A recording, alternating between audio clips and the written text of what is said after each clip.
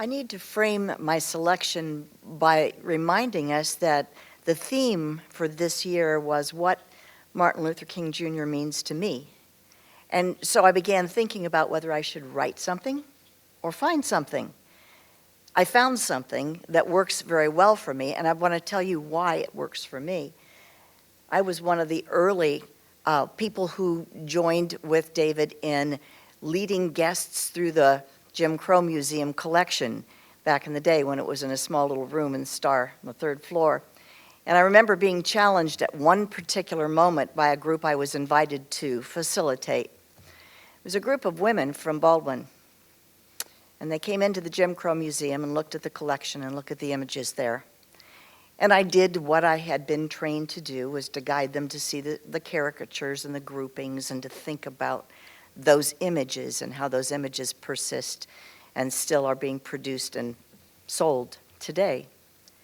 There was a chill, there was a distance, there wasn't a sense of connection, and I couldn't find what I could do to bridge the gap because there I was, a white woman from a suburban middle-class background, trying to explain images of racism to black women from Baldwin. Until we got to the image in the collection many of you are familiar with called alligator bait, with the children. And one of the women stopped in front of the children and she started to cry. This is not unusual for women going into that collection, but that brought me over to her side. And I shared with her the common experience of being a woman, seeing those images of children being presented as alligator bait.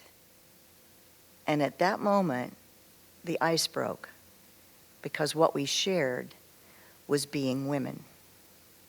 And so I found this piece that was written by National Organization of Women President Tony Van Pelt in honor of Dr. King Day last year. Today is Martin Luther King Jr. Day, a national observance to honor the memory of the civil rights advocate. But we should also remember that Martin Luther King Jr. was an early and dedicated supporter of women's rights.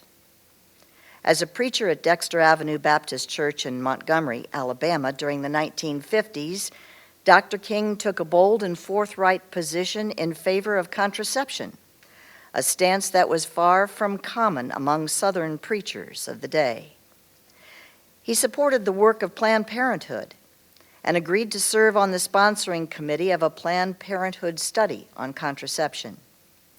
He wrote of his hopes that, quote, the federal and state governments will begin to appropriate large sums to educate people to the need for such contraceptive devices. It was the Committee for Equal Justice for Mrs. Reese Taylor, a black women's organization formed to stop white men from raping black women, that trained Rosa Parks and others as activists. Dr. King acknowledged the education he got from women, including black welfare mothers who opposed the Vietnam War and influenced his historic Poor People's Campaign. Martin Luther King Jr. marched with women who were underpaid and overworked. He spoke out for women who were denied equality. He organized for women who were victims of oppression. He knew that women's rights are civil rights and helped shape many of the movements in which we participate today. Now, the National Organization of Women honors the memory and the legacy of Dr. King on this holiday.